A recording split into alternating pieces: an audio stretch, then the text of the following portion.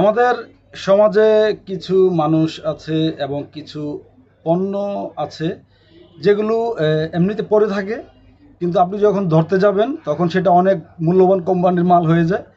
এটা আমি অনেক বেশি দেখেছি মানুষের ক্ষেত্রেও। আপনি যখন কাউকে মূল্যায়ন করে কোনো কিছু করতে দিবেন বা কোনো না কোনোভাবে একটু সহযোগিতা করতে চাইবেন, সে এমনভাবে আপনাকে ব্যস্ততা দেখাবে এবং ডিমান্ড দেখাবে, মনে হবে যে সে অনেক বেশি ব্যস্ত, অনেক বড় চাকরি করে, অনেক বড় কোম্পানির মালিক কিংবা অনেক বেশি গুরুত্বপূর্ণ কাজে ব্যস্ত।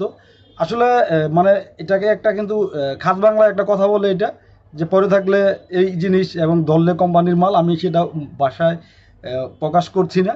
তো এটা আসলে এই ধরনের কেন আমাদের নেচারটা, মানুষের নেচারটা কেন এরকম, এটা আমি আসলে বুঝি না। আপনি সহজ করে, যেমন কোনো কিছু একটা পড়ে আছে, যেমন একটা মনে হচ্ছে একটা পরিত্যক্ত পণ্য পড়ে আছে বা কোনো একটা জিনিস পড়ে আছে, আপনি সেটাকে ধরতে গিয়ে একটু ঘষামজা করে ভালো কিছু করবেন, অথবা ধরেন আপনার মাধ্যমে সেটা নষ্ট হয়ে গেল। তো পরিত্যক্ত জিনিস বা অব্যবহৃত জিনিস নষ্ট হয়ে গেছে, কিন্তু নষ্ট হওয়ার পরে অথবা আপনি সেটা চাইতে গেলেন, তারপর দেখবেন যে এটা এত দামি মূল্যবান জিনিস, যেন এটা মানে লাখ লাখ টাকা এটার দাম।